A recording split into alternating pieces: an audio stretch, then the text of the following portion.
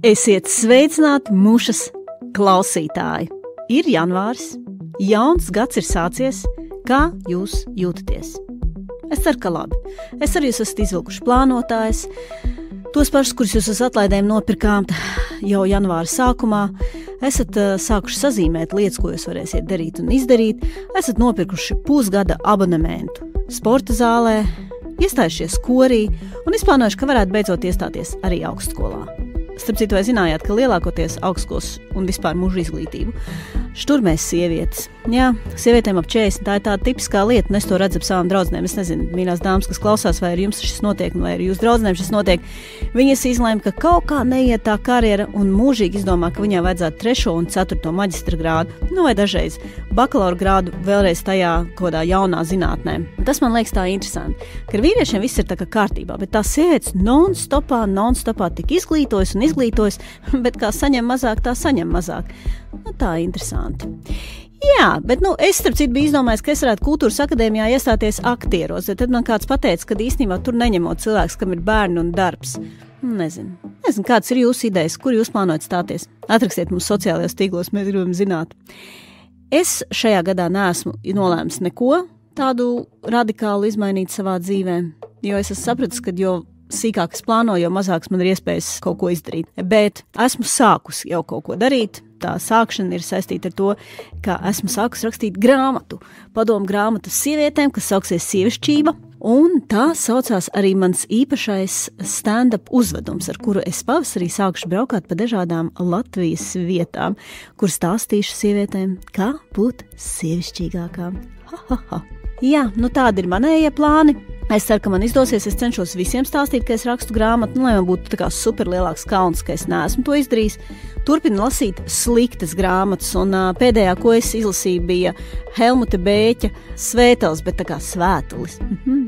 Un tas, kas ir fantastiski šajā grāmatā, ir tas, ka viņš ir izdomājis sev pseidonīmu, un tāpēc viņš raksta, ka viņš ir Karmīns. Un kāpēc Karmīns? Tādēļ, kā viņš kaut kad nopirka karmīna krāsas uzvalku.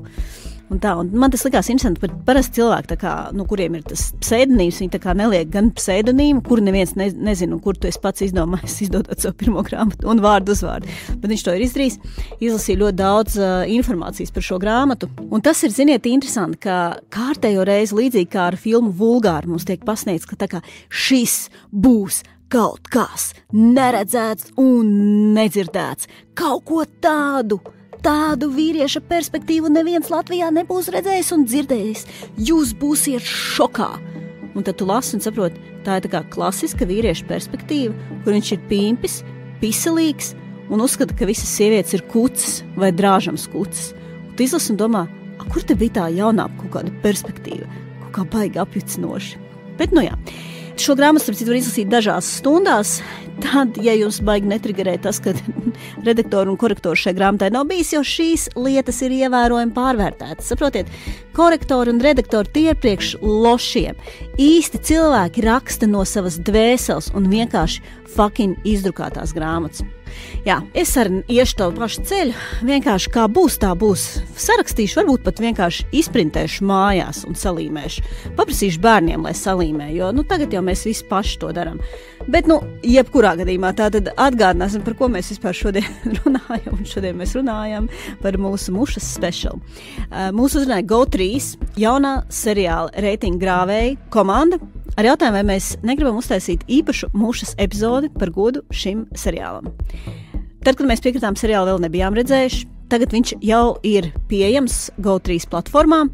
Nolēmām, ka mēs varētu uzaicināt aktierus, kas ir piedalījušies šajā seriālā, izstāstīt kādu stāstu.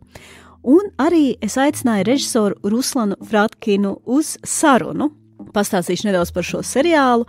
Reitinga grāvējs stāsta centrā ir ambiciozs jaunais producents Marks, kurš tiek pie lielās iespējas radīt savu pirmo kino produktu, taču jau no pirmajām minūtēm viņš sastopas ar absurdiem šķēršļiem un ekscentriskiem personāžiem, kā arī pats tiek ievilkts galvu reibinošu notikumu virpulī.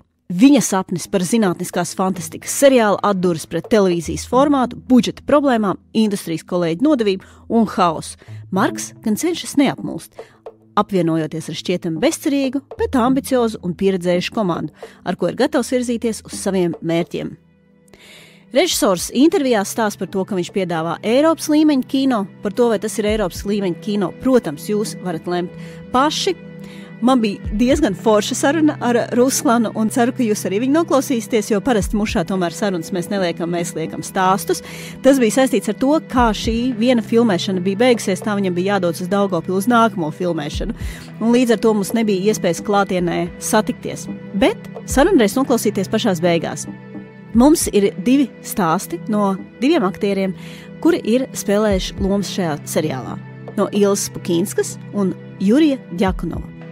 Sāksim ar Ilzas Pukīnskas stāstu Apgaismotā. Labdien! Es esmu aktrise. Ilza Pukīnska, strādāju Valmieras teātrī, filmējos dažādos kino un televīzijas projektos un spēlēju kā aktrise teātra projektos. Tad, kad mēs vienojāmies par šo podkāstu, tad man atsūtīja tādu tā kā vēlmju sarakstu, par ko tad varētu runāt. Viens no punktiem bija par brīnumu. Un tad es gribētu padalīties par vienu brīnumu savā dzīvē. Es gribēju konkrēti izstāstīt savu stāstu saistībā ar Tibetas garīgo līderi Dalailamu. Man bija tāds periods dzīvē, patiesībā kaut kādu 1 mēneša garumā, kas bija ļoti tāds smags. Man bija ļoti liels tāds eksistenciāls jautājums par savu privāto dzīvi. Bija arī kaut kādas darba problēmas, un patiesībā es dzīvoju tādās lielās sāpēs un lielās pārdomās, un katru rītu celdamās gandrīz vai sāk raudāt. No tā, ka es nespēju tikt galā ar to situāciju, kur bija man uzvēlusies. Vienu dienu man piezvanīja man draudzene Leonarda Čestera un man kursbiedrene un teica, klausies, man ir ielūgums uz tikšanos ar Dalailamu, vai tu negribētu atnākt uz Kultūras akadēmiju, toreiz Ludzas ielā, uz to tikšanos. Un es domāju, es nekur negribu iet, ne uz kādu tikšanos, un es arī neesmu nekāda budiste, lai es ietu tikties ar Dalailamu, bet nē, man tā zinkārība bija tāda redzēt zvaigzni, jo viņš tiešām bija kaut ko arī lasījis, un viņš tiešām bija tāds garīgais līderis pasaulē zināms, un arī savā ziņā kā tāds, viņš radīja tādu iespēju, ka viņš tāds Ziemassvētku vecītis, kurš brauc no valsts uz valsti un aplaimo tos sekotājus. Ka viņš tāds laimes lācis ir. Es nezinu, tas viss mans priekšstats par viņu bija. Tā bija vasara. Es neatceros gadu. Diena bija ārkārtīgi karsta, bija kaut kādi plus 34 grādi. Un tajā Kultūras akadēmijas aktu zāle, vai kā viņi sauc, bija nenormāls karstums, nebija nekāda kondicioniera. Viss sasēdās tagad par tām savām vietām. Un viņš ar to savu svītu, viņš tā kā kavējās. Un es, protams, sēdēju savās bēdās un problēmās, sagrausta domas, man bija tikai tur tālāk projām, pie sevis, protams, mīļotās. Es skatījos pa logu, kas sanāk tā, ka priekšā man skatu un sānu ir logi, un es pa to logu skatījos un pilnīgi sēdēju un domāju, ko es te daru un kāpēc es atnākusi un ko es sagaidu tagad no šī, bet vispār patiesībā nesagaidu arī neko.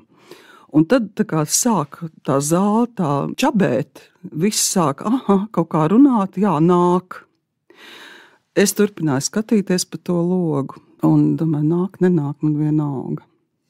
Un tagad kaut kādā mirklī viss ceļās kājās, es arī pat necēlos kājās kaut kā automātiski, es jūtu, ka man ausī dur skatiens. Un es pagriežu galvu un man uzsmaidīja Dalailamu. Un viņš vispār, tad, kad viņš uzstājās, tad turpmāk tajā īsajā brīdī, ko viņš tajā vizītē Kultūras akadēmijā bija, viņš patiesībā sēž tādas rokas starp kājām ielicis tāds, skatās uz tiem cilvēkiem visu laiku ķiķina. Un tad varēja uzdot jautājumus, un man sēdēja viena dāma blakus ar atvērtu blociņu pildspalvu, un kāds no tiem studentiem vai, pasniedzējiem uzdeva jautājumu Dalailamam par kaut kādu savu problēmu dzīvē, un viņš tā viegli pateica, tā kā mīlēt vajag. Viņa pagriežās pret mani un saka, bet skaidrs, ko tad viņš neko jaunu tā nepateica, ko pierakstīt tajā blociņā. Bet ar mani notika ļoti dīvaina lieta. Es iznācu ārā no tās telpas, man pirmkārt pārgāja kaut kādas sāpes ķermenī un nokrita kā no pīles ūdens viss mans stress. Es iznācu laukā un es domāju, patiesībā šobrīd sākās labākais posms manā dzīvē. Viss būs labi. Un es jums nevaru izstāstīt, ka tas viss labi notika jau ar tās dienas vakaru un nākamo dienu, kad mainījās pilnībā mana situācija, sāka nākt darbi, personīgā dzīve, vārdsakot, viss mainījās. Tad es runāju ar vienu sievieti, kas ir budiste, kas bija aizrausies ar šo virzienu. Un viņa teica, ka jā, ka ir tādi 10. līmeņa mūki, es pat patiesībā neesmu par to neko lasījusi, kuri spēja tavu dzīvi nevis tā kā mainīt, bet pavirzīt tavas problēmas nost. Un es sapratu, ka tas acu kontakts ar viņu, tikai tāpēc, ka es vienīgā uz viņu neskatījos droši vien tajā zālē, ja? Viņš nolēma, pasties, kāda viņas tur sēž samocītās, redzot, ņemsi viņai nost to viņas smagumu. Reāli viņš man palīdzēja. Es neesmu budisti joprojām, bet es sapratu to viņa vēstījumu, ka viņš sēž tāds neitrāls un par katru mūsu jautājumu viņš patiesībā iesmēja. Tas, ko es gribētu savā dzīvē, neņemt sev tik nopietni. Neņemiet sev tik nopietni, tā kā viņš saka. Un tiešām viss ir vienkārši. Nesarežģiet paši savā galvā savu dzīvi. Es nezinu, varbūt es gribu redzēt vairāk, kā ir, bet katrā ziņā es pilnīgi fiziski izjūtu viņa ietekmi uz sevi. Starp citu, Ilzi Pukīnsku jūs noteikti esat redzējuši ļoti daudzos televīzijas seriālos, piemēram, Neprāta cena, Ugunsgrēks, Sapņu komanda 1935, Šķiršanās formula. Man liekas, ļoti forši bija par viņu aprakstīts Nacionālā teātra mājaslapā. Aiz Ilzes Pukīnskas spilgtās ārienes un sulīgajām aktieriskajām krāsām daudzkārt nepamanīts paliek tas, cik smalki un niansēti viņa spēja strādāt.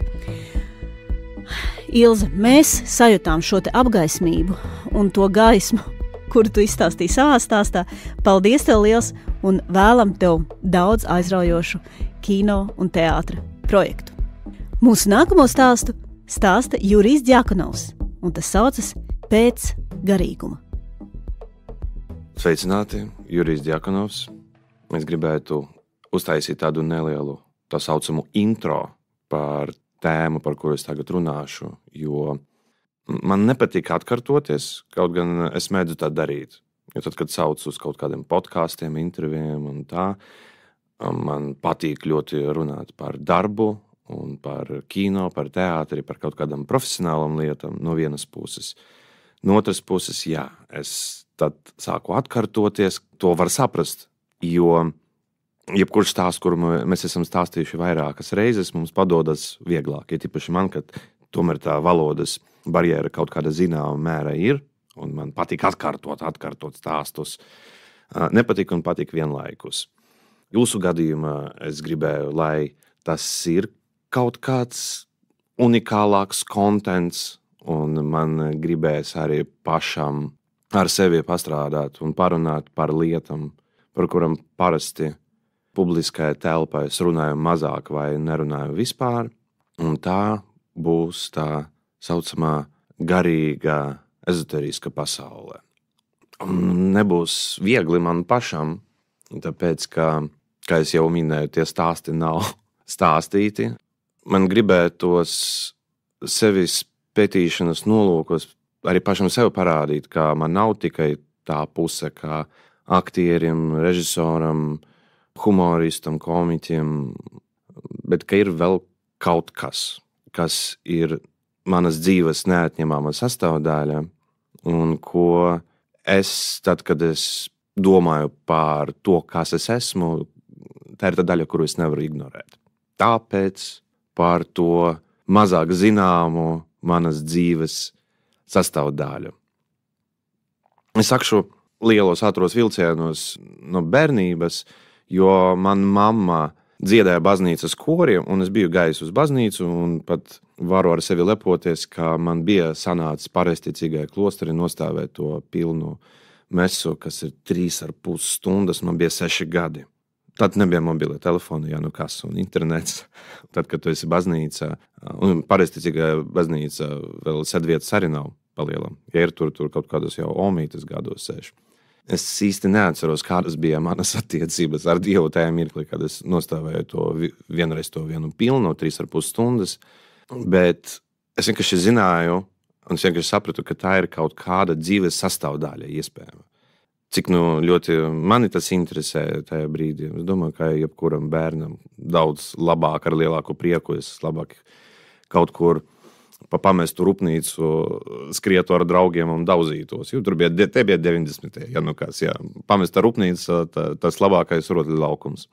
Pēc tam dzīves gaitā mani interesē, protams, ka jau jebkuram jaunam puikam kaut kādi splentieši, spoki, kaut kāda mistika, un es biju salīdzinoši ļoti jūtīgs, ja salīdzinot mani ar maniem draugiem, jo kādreiz man pat bija strīds nopietns ar maniem draugiem. Nezinu, no kurienes es to biju ņēmis, ka viņi galināja skudras, un es teicu, ka kā tu vari galināt skudras? Es raudāju. Tas bija liels konflikts, kā tu vari galināt skudras, viņi taču pēc tam nākošajā dzīve var reinkarnēties par cilvēkiem, un tu viņam tagad neļautu savu misiju izpildīt. Nezinu, no kurienes. Pēc tam, kad jūs kļuvu vecāks, dzīve ir skarba brīžiem, tu esi vairāk rūdīts, tu mazāk jau atceries par to, kā ir gājis bērnībā, un es jau biju tāds jaunais cilvēks, adekvāts, ka visi pārējie atbraucu mācīties uz Rīgu, ja tu esi Latvijas kultūras akadēmijā. Tas, kas notika ar mani, es satiku sievieti, klasiskais stāsts. Viņa bija nedaudz vecāka par mani.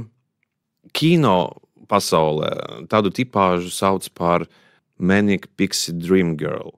Tā ir tāda kā fēja, kas parādas tavu dzīvi. Viņa nav tāda, ka visas pārējais, tu viņu nesaproti absolūti, viņa šķiet tik ļoti dīvaina, bet tas arī tas, kas fascinē un vilina. Mums sāka veidoties kaut kādas attiecības, un tieši viņai bija jau gan pieredze, gan interese iet dziļāk, tālāk meditācijā, tantrā, viņi jau bija ceļojusi pa Indiju ar garīgu skolotāju kalnos.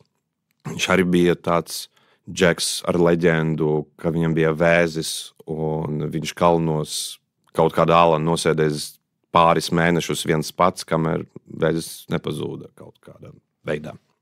Man tas no vienas puses viss likās tā, kā joks, nezinu, nevis kā joks, bet kaut kas, ko es nevarēju uztvert pārāk nopietni. Man vispār piemīt tāda ciniska, kritiska domāšana par lietām. Man nepatīk, ka kaut kas apkārt mainās un iet ārpus savas komforta zonas, tas tipiskais mumins, ka pasakas.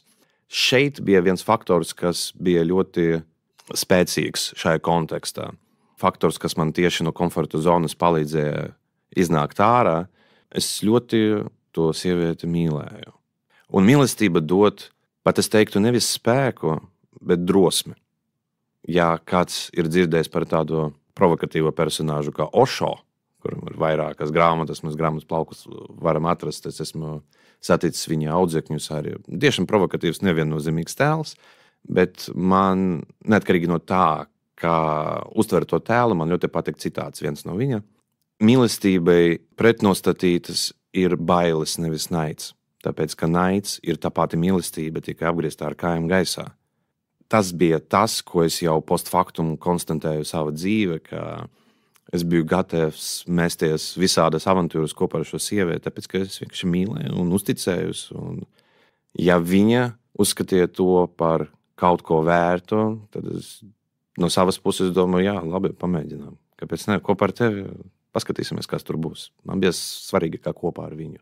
Un man bija kādi varbūt 22, varbūt 23, kad mēs ar to sievieti pirmo reizi aizgājām. Viņa mani atveda Vecrīgā. Mums vēl tad toreiz notika uz Ošo dinamisku meditāciju. Tā ir diezgan populāra lieta arī šobrīd Rīga, Latvija, vairāk cilvēki to dara.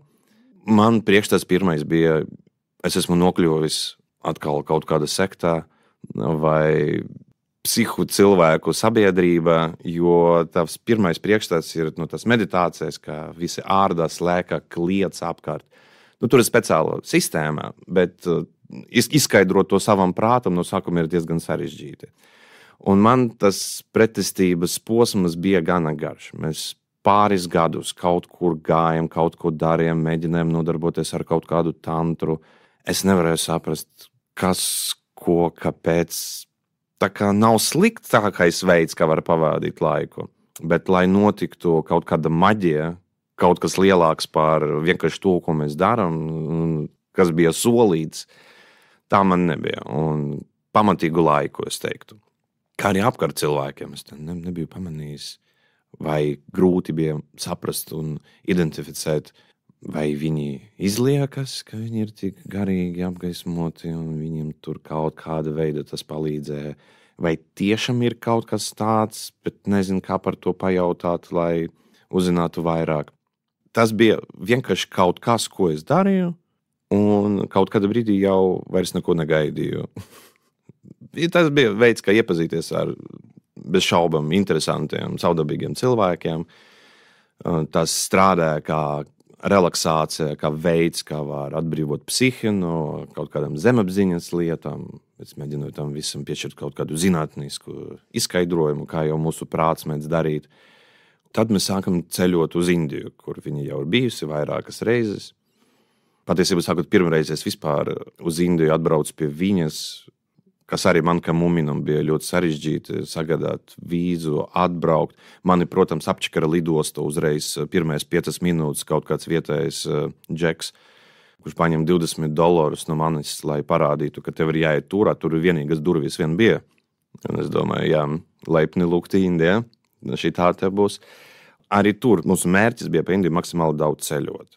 Mums abiem diviem jauniem cilvēkiem, kuriem naudas nav, tikai tie backpacki, tas milzīgas mugursomas, pa garīgajām vietām, bez naudas, ar gandrīz vai ne pašu lētāku klasi vilcienu, jo tur sēdvietas pat nav. Tur uz grīdas cilvēki guļ vai stāv. Bet tur, kur jau ir tas saucamais, tas kušetkas, 2 uz 1 ar 4 milzīgām somām, un tu vēl pieķēdi sevi pie somām, lai kamēr tu guli, nekur tā soma nepazūd. Tas viss, kas toreiz liekas, es neceros, kā liekas toreiz, tagad ar lielu mīlestību atceros tos laikus.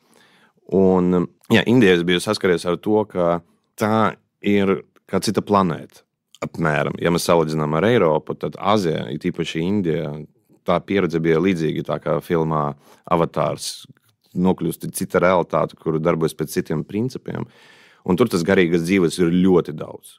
Es teiktu, pat izskatās, ka ļoti bieži tas stāv pirmajā vietā un vairāk par materiālu.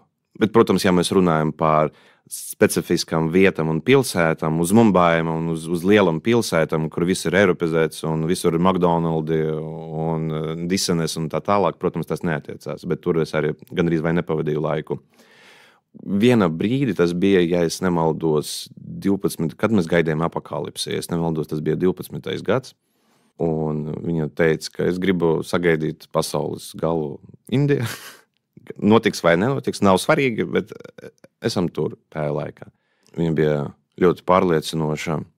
Man pat nākas, lai es varētu būt kopā ar viņu tajā brīdi, man pat nākas sastrīdēties ar visiem teātriem, kur es strādāju toreiz, kas bija Čehovā teātris, Dailes teātris. Tāpēc, ka es vienkārši plānoju uz 7 mēnešiem aizbraukt. Tur bija izrādes, kur es spēlēju kaut kādas citas saistības. Tur Rišikeša, tas ir pie Himalajas kalniem, bišķiņ zemāk. Jau ir kalni un Gangas upe vēl ir sākumā. Mēs atradam sev garš stāsts, nedzinoši kā tieši, bet garīgu skolotāju, kas bija Prem Baba. Viņam bija arī savdabīgs stāsts, jo viņš pats bija no Brazīlijas. Tas ir atsevišķs romāns par to, kā viņš kļuva par guru Indijas ašrāmā. Un tad kaut kas sāka mainīties. Mana dzīve, kas vienmēr man notiek ļoti sāpīgi. Nezinu, ka pārējiem, bet es pieļauju, ka izmaiņas, it īpaši, jo vecāks tu paliek, vienmēr ir tāds labs izaicinājums. Un viņa bija gājusi, tā mana mīļota sieviete, uz kaut kādam tantram, un tad, kad es nevarēju tur nokļūt, es atceros vienu no gadījumiem, ka es biju pavadījis tajā tantras workshopā, tas saucam ar viņu vairākas dienas, tad man vajadzēja braukt prom, viņa tur palika, un tad, kad viņa atgriežas, Es jūtos kā ar cilvēku. Kaut kas ir mainījies. Viņa raud, viņa tāda ļoti jūtīga emocionālai kondīcija, un raud nevis no tā, ka ir slikti, bet raud tādam kā katārsē. Es saku, kas notiek? Man sirds ir atvērējies. Ko tas nozīmē? Ārstam jāzvana. Es nesaprotu, ko tas nozīmē. Es esmu piefiksējis, vienmēr ir diezgan agresīva reakcija pret visu, ko mēs nesaprotam. Man šķiet arī kā ksenofobija un vairākas citas parādības mūsu pasaulē, vienkārši no tā, ka mēs atsakamies kaut ko saprast, un ja mēs nesaprotam, tad tas ir svešs, tas ir kaut kas bīstams.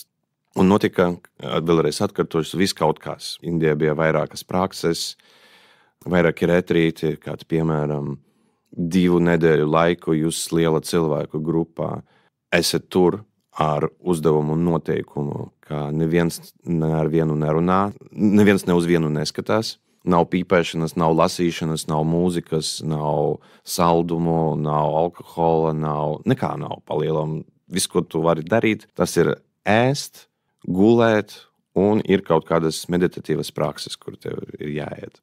Es nezinu, vai tas izklausās viegli, bet realitāte ir vēl sarežģītākā. Jo prāts kaut kādā brīdī sāk pretoties, tāpēc, ka tu viņam nedod nekādu barību. Tu viņam nedod ziņas, multines, filmas, tu viņam nedod informāciju. Prātam tas ļoti nepatīk. Tā emocionālā rokāde, tie amerikāņu kalniņi, kurus tu izdzīvo, ir visai savdabīgi.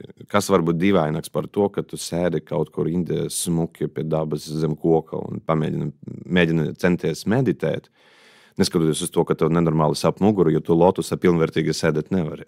Un meditāciju laikā tev pēkšņi smadzenes sāk kaut kādas pornografiskas bildes radīt.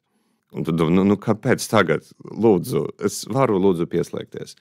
Citiem vārdiem, kaut kādi procesi, kaut kādas lietas, un es pat neatceros precīzi to brīdi, kad es esmu sācis sajust kaut ko vairāku no tā visā. Bet vienam mirkli viss. Es vienkārši viennozīmīgi saņēmu no kaut kurienes informāciju par to, kā šo pasauli var uztvert citādāk, ne caur analītisku, loģisku galvas kalkulātoru prizmu. No vienas puses izskaties pēc tā, it kā tu pirmo reizi mūžā esi nomodā, ka vispirms tam bija sapnis, un pēkšņi tu esi momenta šeit un tagad, un tu visu jūti, tev viss notiek, un pie tam tev ir absolūta tukša galva. Kaut gan neliela piebilde, tukša galva nenozīmē, ka tu esi neadekvāts. Tukša galva nozīmē, ka tu neesi piebremzēts ar šaubām, kaut kādām domām, kas nav vieglākais, ar ko saskaraties dzīve. It īpaši, ja tu dzīvo pilsētā. Nav tik grūti sēdēt kalnos Indijā un meditēt, cik grūti ir pēc tam atgriezties pilsētā un mēģināt dzīvot normālu dzīvi un redzēt, kā mēs dialogā ļoti bieži viens otru neklausamies, bet vienkārši gaidām savu kārtu, lai varētu sākt runāt.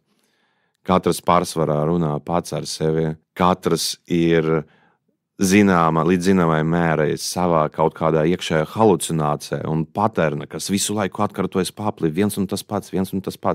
Mēs esam tādi brīžiem no malas, kā man izskaties, tādi pat pašvāki saprogrammēti roboti. Tas pat nav ļoti labi attīstīts mākslīgais intelekts, bet ar jūtām emocijām un visu pārējo. Tas, kā tas mana dzīve pat nevis kulminējas, bet nonāca vienā brīdī līdz loģiskam posmam. Pirmkārt, man ir parādījušas, tas izklausīsies varbūt dīvaini, kaut kādas spējas. Es vienā brīdī sapratu, ka es varu sajust enerģiju ar rokām, kā es zinu, kur ir jāuzspiež cilvēkam uz kādā punkta uz ķermeņa, lai viņam paliktu vieglāk un pēc stājas pateikt, kur tur bija problēmas un kādas ar tēti vai ar mammu. Tāpat jau principā psiholoģija vai meditācija. Vecāki tas ir mūsu kosmos un mūsu iekšējais konflikts, ar kuru mums jādzīvo visu mūsu mūžu. Pašām man vajadzēja par to samaksāt gan lielu cenu, bet tas bija tā vērts. Tā ir ziņa, ka jebkura lielākā daļa, varbūt ne jebkura, bet lielākā daļa no transformācijām mēdz būt sāpīgas. Mans salīdzinājums, ko es sev izgudroju, Tas ir no bērnības mums ir kaut kādas netīras zeķes, kaut kāda netīra apakšvēļa, kas mums ļoti traumēja. Trauma pārsvara posma no 3 līdz 8 gadiem tas notiek. Tad, kad mēs saprotam, ka pasaule nav ideāla un vecāki nav dievi. Un, ja ir dievi, tad iespējams dievi mums mēģināja apčakarēt un mums meloja nedaudz, lai cik ļoti mēs negribētu, lai būtu citādāk. Un tad tā netīra apakšvēļa mums kaut kur glabājas zem paklāja vai zem gultas, un mēs tur negribējām skatīties. Viss tā jau ir pagātne. Problēma ir tāda, ka vēl joprojām tā apakšvēļa smirt un ir vairāk un vairāk ar gadiem. Tad, kad tu esi iekšēji jau iedzīts tādu stūri, un tu saproti, ka tomēr jāsakarto to istābu, tad, protams, tev ir jākāp zem gultas, un tur smirt vēl vairāk. Un tas sāpes atkal, viņam jāieskatās sejā. Citiem vārdiem parādījās kaut kas. Es pat nebiju pieņēmis lēmumu, es neceros, kā mēs ģimene nokļuvām līdz tam. Bija viena situācija, kur jau arī turpinājās paralēli gadiem, un es tur neko nevarēju darīt. Mans tēvocis, viņam bija problēmas ar alkoholu. Viņš strādāja celtniecībā, viņam bija smags darbs, viņš bija ik pa laikam uzsēdies uz korķa vai kā saka, un mēģinājis vairākus variantus, ko var darīt lietas labā, tas iešūtas ampulas, kodēšanas, viss kaut kas. Tas pilnais komplekss, ko var iedomāties, ka cilvēku regulāri ir jāvērt neadekvātā stāvoklī. Un pēc tam viņš mēģināja turēties, un tad nesanāca un tā. Un es neatceros, vai tas bija mans piedāvājums, vai kāds no ģimenes par to bija ieminējis, bet mēs nolēmām pamēģināt, ka es ar savām zināšanām, kuras nav intelektuālas, bet kaut kāda cita veida iegūtas, pamēģināšu viņam ar to pastrādāt. Nezinu, vai bija labākais lēmums, bet man toreiz bija psilocibina sēnes.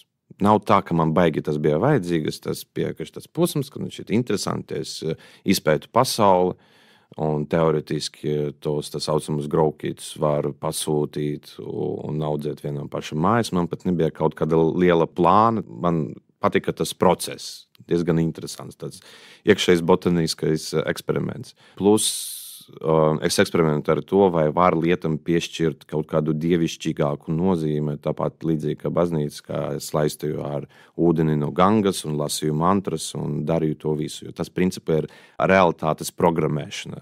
Maģija ir iespējama, ja mēs ticam, ka tā var notikt.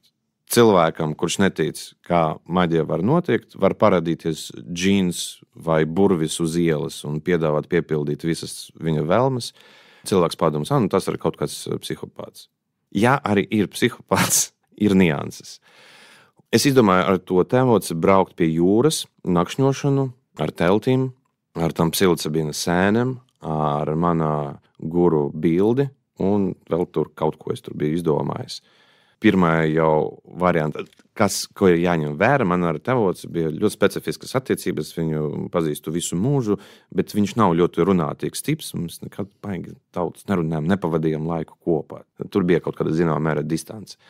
Un tad, kad mums bija jābrauc līdz tai vietai, kur es biju nodomājis, ka viņam būs jāņem tas sēnas un mēs tur taisīsim ugunskura, nezinu, kāpēc, droši vien kaut kāds no augšas pirksts, jo es neticu sakritībam. Tagad kaut kā ar katru gadu es arvien mazāk un mazāk ticu sakritībam. Un mēs netrāpījām tajā vietā, atstājām mašīnu, es konstatēju, ka mums vēl jāiet kādu 10 kilometru kā minimums. Un viņam bija problēmas ar kājām. Citiem vārdiem, ar visu mūsu bagāžu, kas mums ir bijusi, es domāju, viņš tagad jau var pateikt, ka viņš zina to sajūtu, ka Jēzus jūtos, kad uz Golgofu viņam bija jāiet. Jo, tas fiziski nebija vienkārši.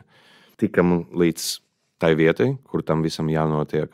Uztaisījām ugunskura. Es viņam iedevu tas psilocibina sēnes, iedevu uzdevumu rakstīt 3 vēstules, vienu mammai, vienu tētim, vienu pēc viņa izvēles. Nav svarīgi, ka mamma un tētis vairs nav dzīvi. Iekšējais mamma un tētis vienmēr būs kopā ar teviem. Jo tās balss, ko tu dzirdi savā galvā, ļoti bieži nav tava balss, bet vecāku balss, kura jau vienkārši kļuva par tavēju. Viņš apsēdās uz kaut kāda celma rakstīt tās vēstules, vienu otru, Es arī paņemu tas psilocibina sēnes, paņemu guru bildi. Šeit neliels disklēmers. Es negribu propagandēt tādas lietas un teikt, ka jā, tas ir tas, kas mums jādara, ja tu jūti, ka tev ir kaut kāda dzīve depresija problēma, tad tas ir tas veids. Jo tad, kad laiks ir pagājis, es sapratu, ka un redzēju diezgan daudz apkārt, ka tas lietas var būt ļoti arī bīstamas un kaitīgas. Tas ir ļoti spēcīgs instruments, bet ja es tagad cilvēkam rokas iedošu kaut kādu kosmisku motorzāģi vai kaut ko tam līdzīgu, varbūtība, ka cilvēks var savainot sevi ar to, arī ir ļoti liela. Tāpēc lūgums ņemt vērā, ka es nekāda veida nesaku, ka tas ir kaut kas, ko vajadzētu visiem mēģināt un darīt. Kamēr mans tevots sēdēja un rakstīja, un es jūtu visu laiku viņam to tādu gariņu, to būtni, kura grib alkoholu un grib piedzērties. Viņš sēž, rakstā pirmo vai otru to vēstuli, vai no mammai, vai no tētim. Es skatos, sēž, pagriežos pret ugunskura, lai iemestu vēl kaut kādu malku, iemetu, pagriežos atpakaļ uz tevoci un redzu gleznu. Saukšu to tā. Mans tevocis sēž uz celma, rūpīgi rakstā to vienu vēstuli, un aiz viņa stāv urla, laikam nekā citādāk. Es nevaru nosaukt ar viena vārda precīzi. Kaut kāds džeks, absolūtē pāli, tādā svitraina jūrnieku ķiļņāška tā saucamā, ar salauztu roku, bez zobiem, un otrajā rokā, kura nav salauzta, ģipsi, otrajā roka viņam ir liela šņabju pudele. Un viņš stāv tieši aiz mana tēvoča, tā kā izlīdis no viņa izlienis ārā tajā filmas substancijā, kāds redzējis, jā. Un kaut ko cenšas pateikt, bet viņa kondīcija ir tāda, ka vienīgais, ko mēs varam dzirdēt, ir mēs abi divi ar tēvotu skatāmies uz viņu un nevar saprast. Tas bija tik seriāli, ka uz brīdi tiešām bija tāds process, kurš, kā likās, turpinājās mūžību, lai saprastu, viņš ir reāls vispār, vai tas ir reāli, mēs redzam reālu cilvēku, mēs abi divi to redzam, vai kā. Jā, izrādās, tur bija kaut kādā kampaška blakus, kuri tusēs, dēra un, nezinu, sajūta, viņš sagribēja atnākt tieši pie mums, nostāties tieši aiz mani tevoča aiz muguras, un izskatīties pie tam tā, ka viņš simbolizē, ja alkoholisms būtu cilvēks, tas būtu tas cilvēks. Viņš izskatītos tieši tā kā dēmons gandrīz vai. Pēc tam viņš pazūda, un tā nebija viegla nakts, jo tas, ko es gribēju darīt, un tas, ko es darīju, bija viss balstīts tīri uz intuīcijas.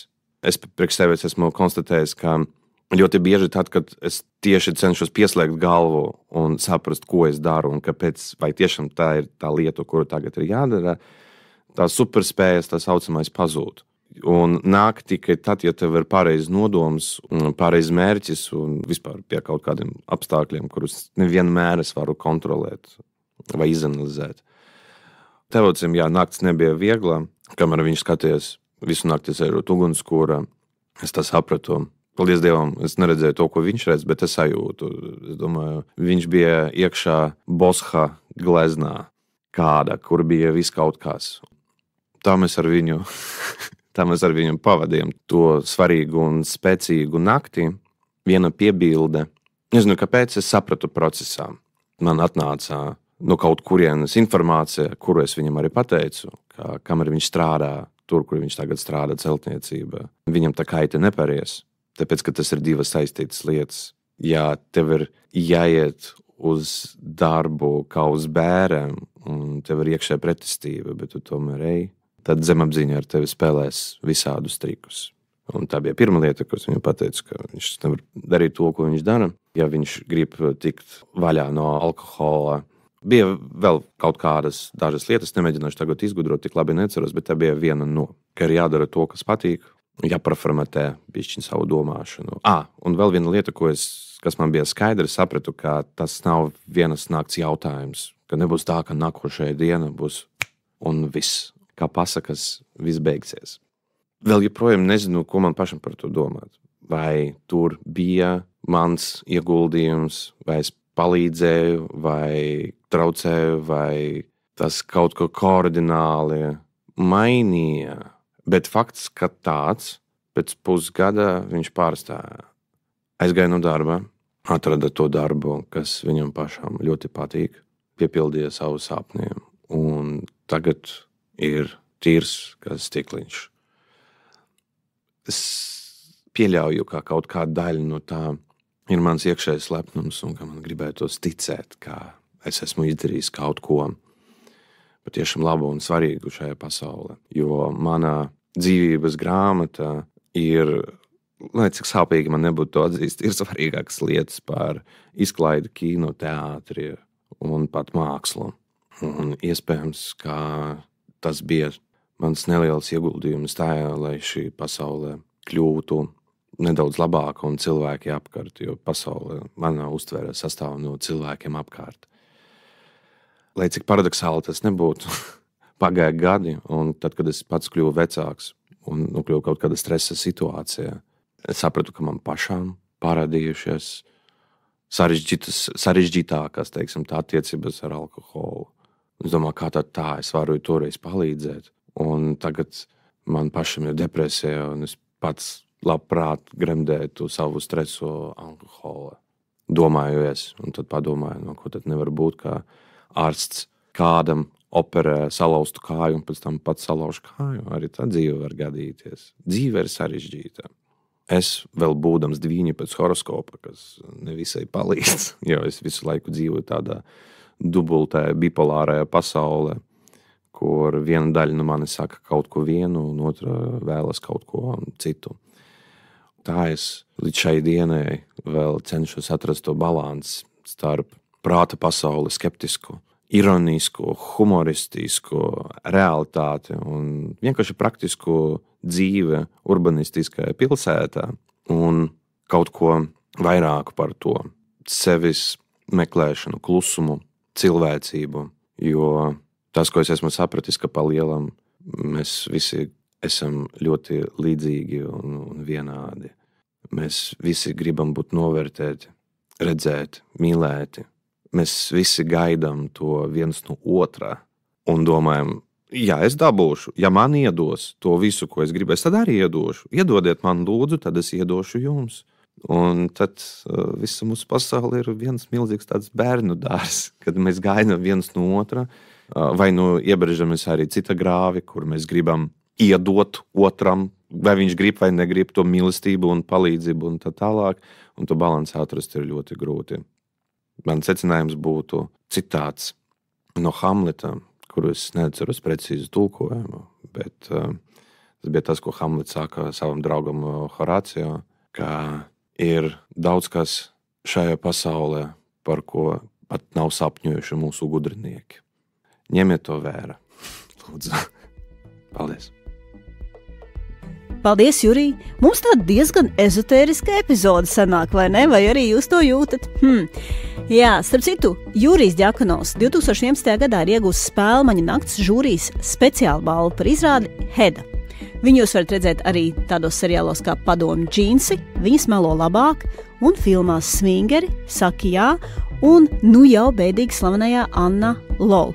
Starp citu, ja jūs neesat neko dzirdējuši par Anna Lol, iesaku tagad atvērt Google, ierakstīt kinoraksti un Anna Lol, un uzzināsiet par dažām tādām interesantām lietām, kas mēdz notikt arī kinovidē. Un jā, zem šīm interesantajām lietām ir seksuāla vardarbība vai uzspiesti seksuāli akti, katrā ziņā neētiska rīcība attiecībā uz aktrisēm. Un es zinu, jūs tagad klausties, domājat, jā, baigais pārsteigums. Bet prieks, ka Latvijā cilvēki sākuši runāt par to ir atklātāk. Prieks par to, ka Lielā Kristapa žūrija ir nolēmusi nevērtēt šo filmu, neskatoties to, ka tā ir laba filma, tomēr vērtējot arī šos ētiskos aspektus.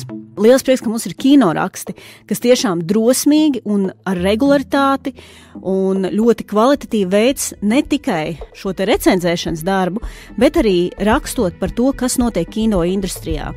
Un man liekas, ka brīnišķīgi arī tas, ka es lasīju interviju ar Nacionālā kinocentra pārstāvi, un tur bija rakstīts, ka turpmāk tajā brīdī, kad Nacionālais kinocentrs dos finansējumu, noteikti būs šis te intimitātes koordinators. Tas nozīmē, ka tomēr tiks pāraudzīts tas, kādā veidā tiek filmētas tās ainas, kurās ir seksuāli akti. Un te mana saruna ar režisoru Ruslanu Ratkinu. Lielas paldies, Ruslan, par sarunu, un liels paldies arī par to, ka tu biji atvērts un tā kā gatavs doties tajā sarunas ceļojumā kopā ar mani, un jūs dzirdēsiet, kā es šo sarunu sāku un kā viņa beidzās. Es domāju, ka arī šai sarunai ir vajadzīgs nosaukums, un nosaukums būs pareizajā laikā, pareizajā vietā. Sveiks, Ruslan! Mums tātad šī te podkāsta muša epizode būs veltīta jaunajam seriālam, kas ir GO3, kas saucās Reitingu mednieki. Grāvējs. Es atvainojos. Jā, grāvējs, reitingu grāvējs.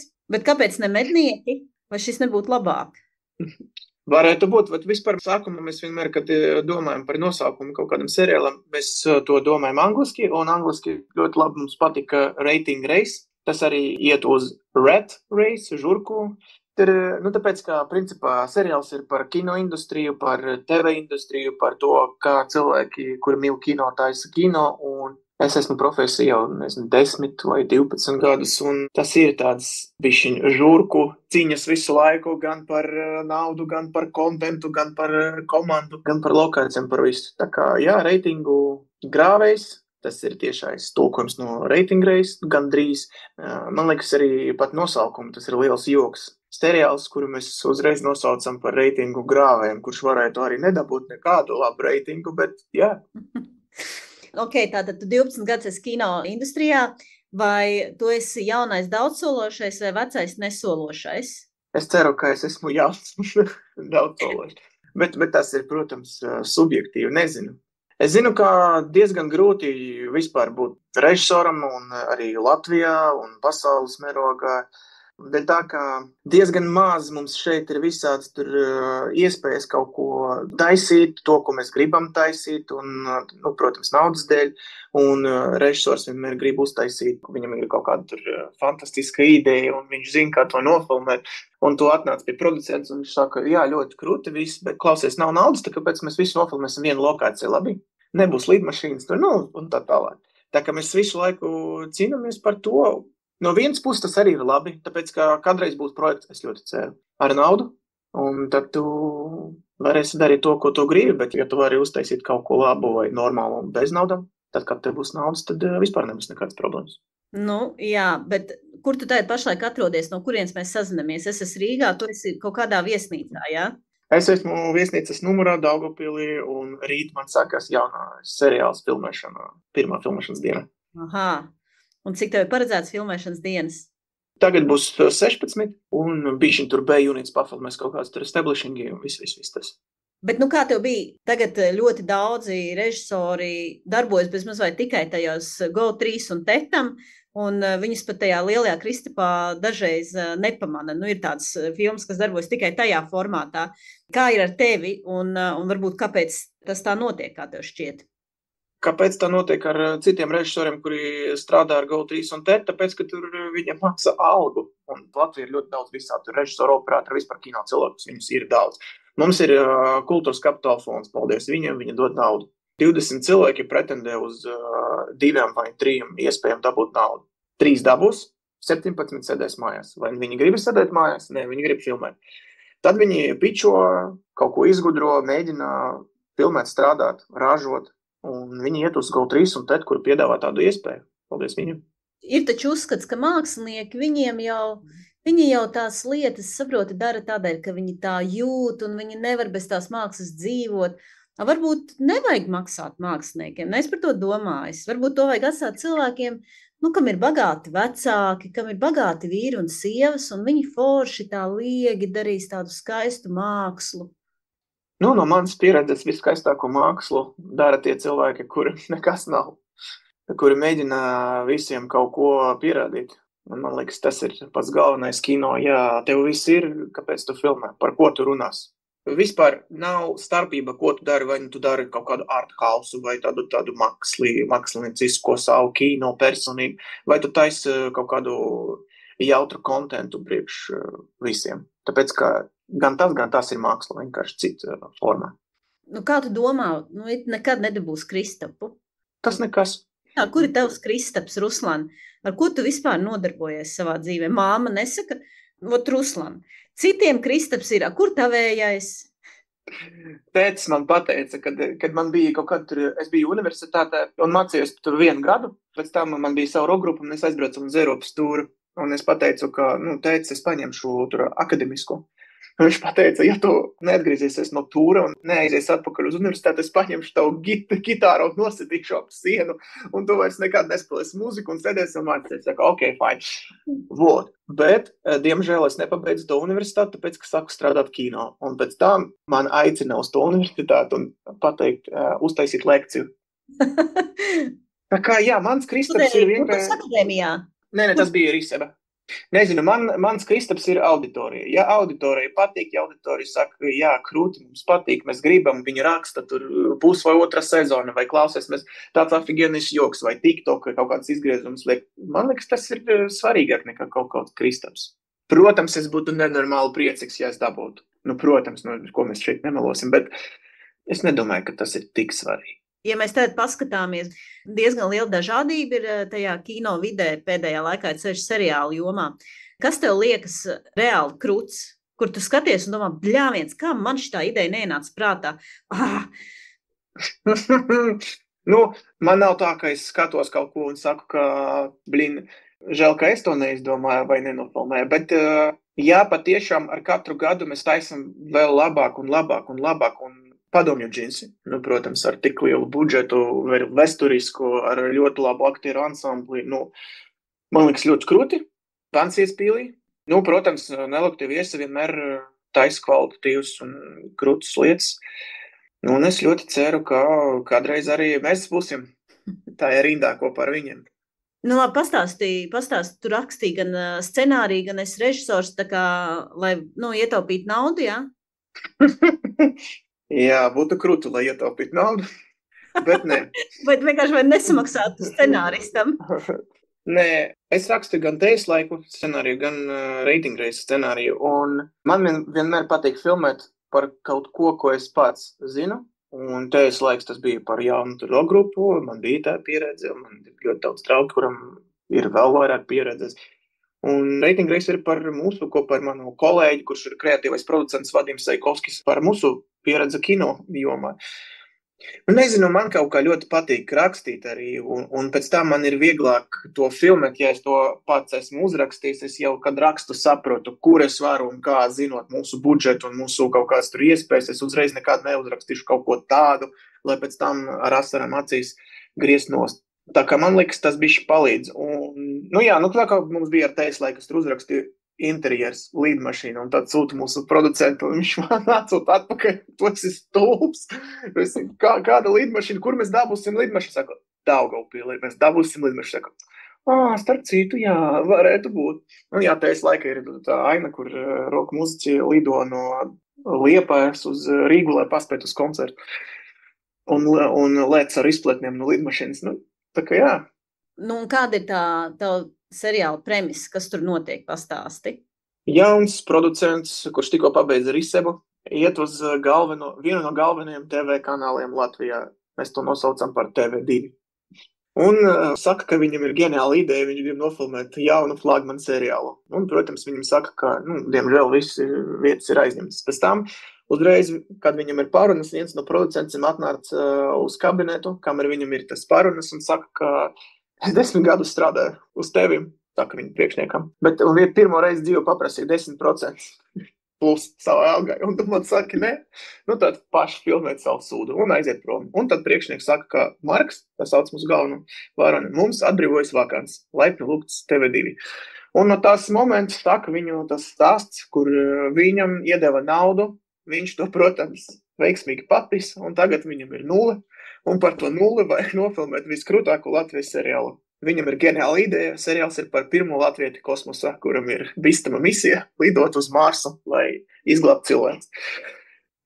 Un tad viņš paņēma cilvēkus, kuri bija apkārt, vienu apkopēju, kur strādā uz kanālu 20 gadus, un pateica, ka es jau 20 gadus šeit strādāju, man ir pieredze, es tev palīdzēšu, tikai es gribu būt arī producents. Viņš pateica, ka viņa būtu producents, paņēma kaut kādu režisoru, kurš 20 gadus atpakaļ nofilmēja visu filmu un dabūja mazo Kārli. Aha. Un viņi trietā saka veidot jaunu flagmanu seriālu ar nosaukumu Plūdi. Aha. Nu, tāpēc, ka kādreiz bija ugunsgrēks, un tas ir plūdi. Ok, sapratu. Man patīk tā ideja par to, ka viņš papis to naudu. Vai tev kādreiz ir bijis? Nē, man tā nebija, bet mums vajadzēja kaut kādu interesantu momentu, motivāciju, lai saprastu, ka mūsu galvenam varonim vairs nav nekas, ko viņš var izdarīt, vai vienkārši vajag filmēt, vajag izdomāt kā, tāpēc, ka pretējā gadījumā viņam jādod visu naudu, naudas viņam, protams, nav pārdot, es nezinu, vecāku dzīvokli vai nieri, kaut ko tā. Bet, vispār, redzot to, kā es varbūt vairāk zinu par to sieviešu režisoru dzīvi, tev bišķu kaut kāda premisa tur arī saistīta ar to Līnas melno samtu, vai ne, par to, kā kāds mēģina uztaisīt to savu filmu. Bet viņai viss ir tāds caur tādu depresiju un to, cik grūti iet psiholoģiski, bet arī, ka tu tā kā nekādu netiec līdz tam stāstam.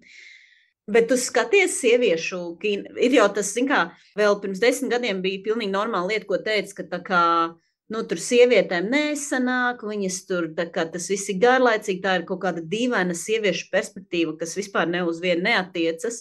Tagad to sieviešu ir palicis vairāk, bet tad daži saka, ka tas tādēļ, ka viņas tā kā dabū to, tāpēc, ka viņas sievietes, tāpēc viņas dabū tās iespējas filmēt. Kas ir tavs hot take par šo tematu? Es nezinu, es baigi par to nedomāju. Es domāju, ka man nav svarīgi, vai sieviete ir režisors, vai sieviete ir operators, vai vīrietis ir režisors, vai operators. Katrs grib izteikties, ja viņš grib, viņš var to darīt, viņš var ražot, viņš var taisīt kino, un es domāju, uz katru kino ir savs skatītājs. Un, ja mēs runāsim par sieviešu režisoriem, viens no maniem ļoti labiem draugiem, Jānis Andrejevs, uzfilmēja filmu Blakus, un man liekas, režisors bija Zariņa? Jā, Alis Zariņa, jā. Alis Zariņa. Ļoti krūta filma, tur visa auditorija tur smējās, baigi forši par līgo svētkiem, par mūsu latviešu tēmu. Interesanti. Tā kā man nav ar to nekāda problēma. Un man liekas, katram jātaisa savu, vienkārši iet uz priekšu, ko mēs visi gribam darīt. Bet tur ir kaut kāds tāds baigais sadalījums, ne? Režisori biežāk ir vīrieši, sievietes tā kā tajā montāžas režisorēšanā ir, sievietes biežāk taisa dokumentālo kino nekā tādas lielas spēļu filmas. Varbūt jā, bet man liekas, tagad jau viss tā samiksējas. Pēdējos 10 gadus ļoti daudz sieviešu režisoru arī tur ir nominēti uz Oskaru un uz visiem tam Eiropas līmeņa festivāliem. Tā kā, man liekas, tagad jau nav tā kā 100% vienmēr uzvar vīrieši vai kaut kāds. Tā kā, jā, galvenais ir kvalitatīvais saturs, interesants scenārijs un nav starpībā, kas to dara. Personīgi man, protams, nav tā, ka es visu laiku skatos sieviešu kino vai kino, kas ir uztaistīts. Tā, viss. Beigusies. Jā, bet... Bet, tavējais ir tā kā vairāk domāts kā tāda komēdija, vai ne? Mēs to saucam par melno komēdiju, un ja ir uz palītras vismelnākā krāsa, tas ir tā krāsa, kā mūsu komēdija. Grotesks, ar satīru, ar pārspēlējumiem visu laiku. Tāpēc, ka vienkārši uzfilmēt komēdiju par to, ka mēs taisam kino, man liekas, nav baigi interesanti, un mēs gribējam parādīt skatītājiem, kādā hausā mēs mēģinām uztaisīt mākslu. Bet vispār tā komēdija tēma, visi šausmīgi grib būt izklaidēti, cilvēkiem patīk komēdijas, bet ļoti ilgstoši ir bijis tā, ka tās labas komēdijas kaut kā nav. Man liekas, ka Kriminālās ekscelences fonds ir tas pirmais, kas tā kā pagriez to, ka tas ir iespējams gaumīgā veidā, kas nav cringe. Vai tev arī ir bijis bail no tā, ka tev varētu sanākt kaut kas cringe, un kā tu tā kā to testē, vai šis ir cringe vai nē? Saprot, par ko es runāju, dažreiz ir tā, ka tu skaties, ak, mans Dievs, pilnīgi tā, jo, zini kā, ja ir parasta filma, kur ir kaut kas, bišķu ok, tas ir ciešami, bet ja ir kaut kāda komēdija, un tur ir, tiešām cringeīgi, jo tas vajag uzreiz sabiedrēt cilvēkus. Viss mūsu seriāls ir viens liels cringe. Nē, protams, es jokoju. Es nezinu, jā. Man liekas, ka komēdija vispār ir visgrūtākais žanrs, tāpēc, ka cilvēki visi ir dažādi, humora izjūta, visiem ir dažādi, nav nekādas tur formulas, lai uzfilmētu komēdiju un 100% tavs auditorija pateiks, smieklīgi. Vienmēr būs tie, kur pateiks, jā, tas ir smieklīgi, un cilvēki, kur pateiks, ka tas bija cringe vai vispār kaut kāds disaster. Bet ko man mācīja to 1 gadu, kad es biju universitātē, ka, ja cilvēki saka, jā, tas ir krūti, vai cilvēki saka, nē, tas ir slikti, tā reakcija gan šitā, gan tā jau ir laba. Tāpēc, ka galvenākā problēma, jebkurai mākslai, ir, kad cilvēkiem ir vienalga. Manis pēc, man tāda komēdija patīktu. Es zinu jau kaut kādas atsauksmes, un daži saka, ka tas ir vienkārši fenomenāli. Daži saka, ka es neko nesaprotu un vairs neskatīšos, un tas ir ok. Ja mēs vienmēr gaidīsim kaut kādu tur tikai pozitīvu reakciju, tad, man liekas, nevajag filmēt neko. Bet tu labi tiec galā ar kritiku, jo tikko bija tā kā tas nelielais Latvijas kino industrijas skandāls, kur Aiva Birbele bija uzrakstījis, es nezinu, vai tu zini šo te? Nē. Aiva Birbele, viņa arī komiķe, bet viņa scenāriste ir un dramaturģe. Viņa uzrakstīja atsauksmi par recenziju par Zemi, kas dzied, un tā kā tiešām iznīcinoši graujošu, par to, ka tur viss slikti, ka viss ir tāds tā kā klasiskais latviešu temats, kur kaut kādi vīrieši, kaut kādās tādās tumsā, kaut kur viņi brien, kaut kādas šausmīgi garas tās viss caur to latviešu ciešanu stāstu, ja? Un šausmi 2,5 stundas, ko nevar vispār nekādā veidā izturēt.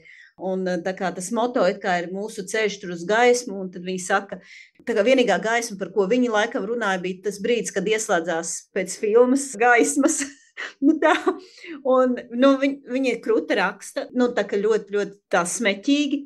Bet filmas veidotāji ir apbežojās un uzrakstīja sūdzību kinorakstiem, ka tā kā tas viņiem mazina, tā kā apdraud viņu finanses, tā kā peļņu. Tad tur bija kinoraksts uztaisīja atbildi, kad tā kā, recenzijas autora nenes atbildību par to, vai tu nopelnīsi ar to savu filmu vai nē. Un ka tas darbojās tajā runas brīvības, tajās robežās. Bet kā tev ir pašam ar recenzijām?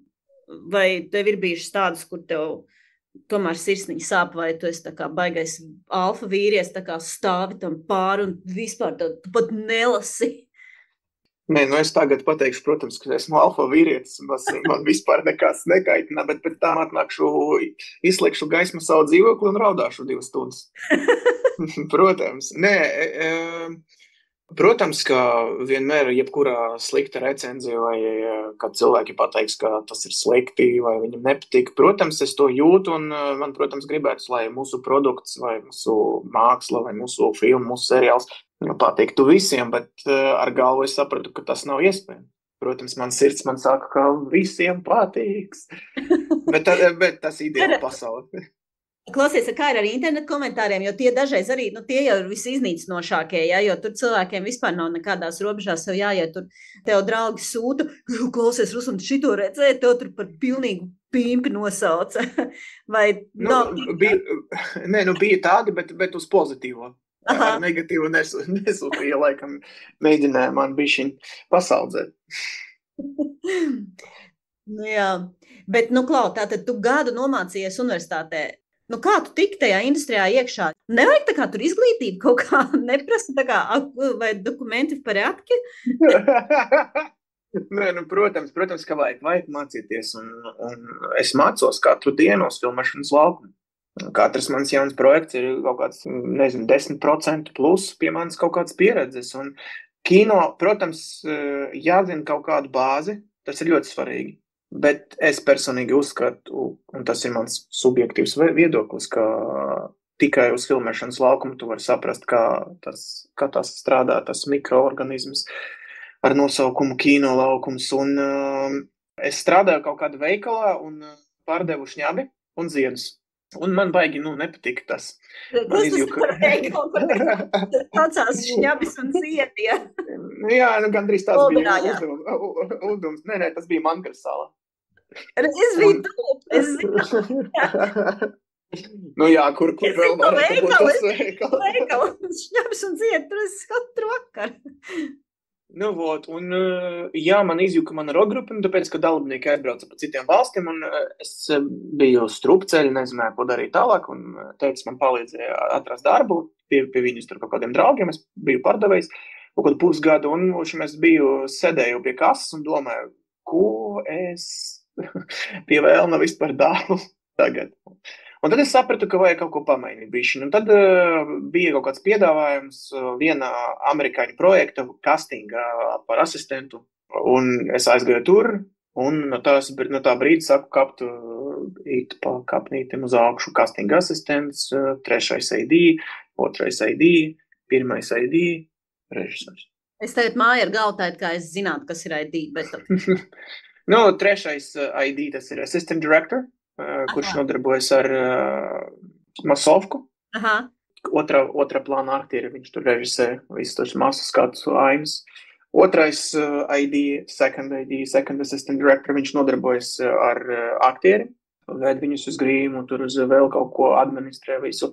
Plus arī taisa izsaukumu lapu un palīdz 1. AD vadīt laukumu. Un 1. AD, 1. assistant directors vai 2. režisors, kurš principā ir galvenais dirigents filmēšanas laukumā, vada visu procesu un palīdz režisoram uzfilmēt viņus filmu. Nu, kaut kā tā. Bet, nu, ok, un tad tu esi tā kā bijis tas 2. AD, un tad tu tā kā, es varētu uztaisīt savu filmu, tu aizēji, un tev neviens neuzdod jautājumu, bet tu taču, pēc režisors neesi, ko tu te dari?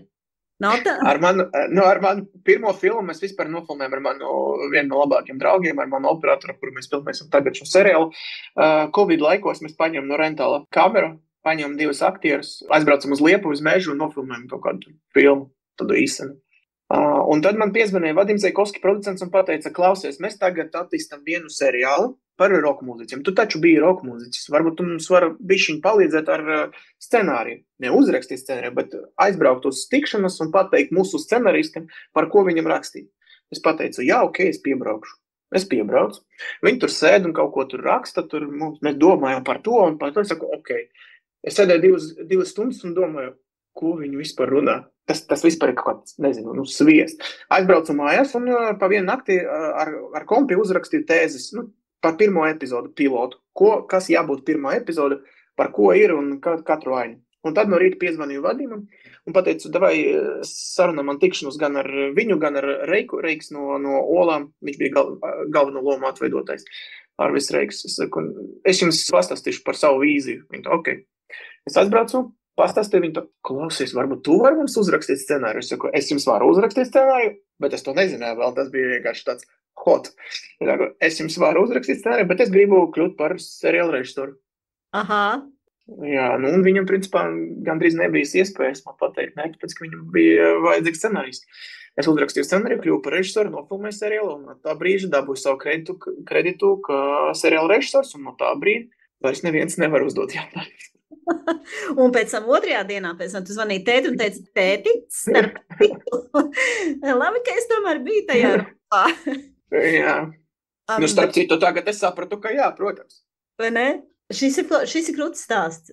Jo man ir tā teorija, ka Latvijas šausmīgi maz ir un ir kaut kādi dažādi veidi, kā tu vari dabūt panākumus. Un ar to, ka tu esi gudrs, neobligāti tas kaut ko baigi dod.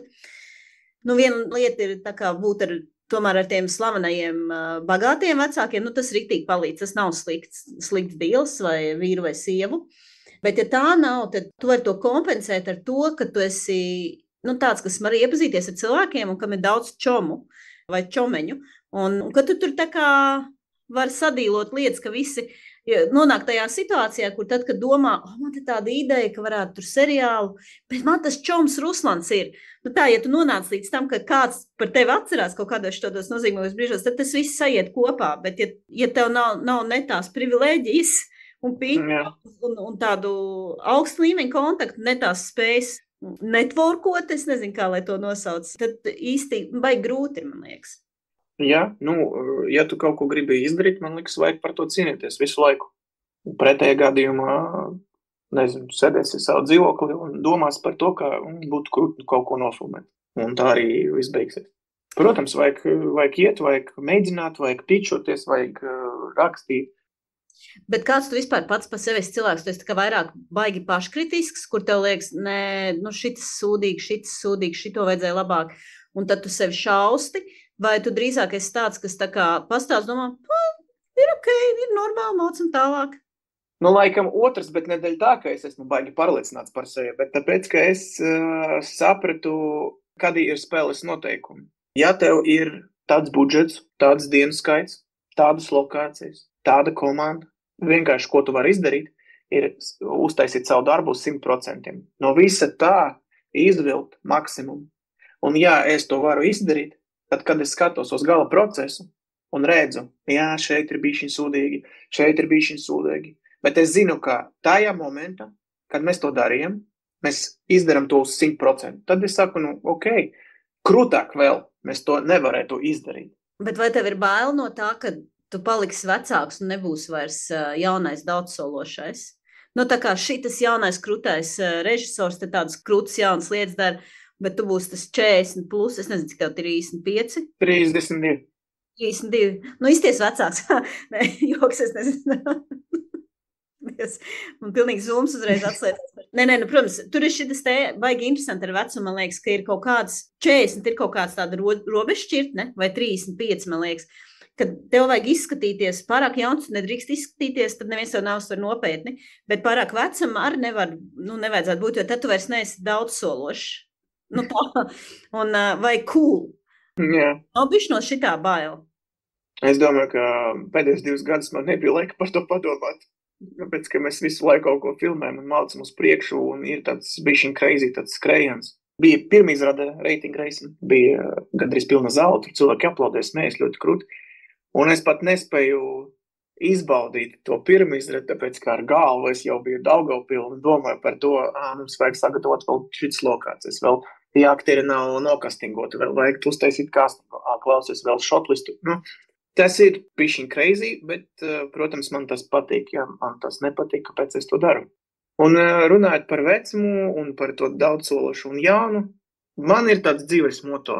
Vienalga, cik tev ir gadi, vajag vienkārši mākt uz priekšu, un kādreiz mēs apstājamies, un kad apstājamies, tad laikam nomiram. Bet runājot par to sagatavošanos, viena no tādām kritikām, ko Una Rozenbaumai bija tur intervija režisorēm Satori, un viena no lietām, ko viņas teica, ir, ka nepietiek laika sagatavot aktierus.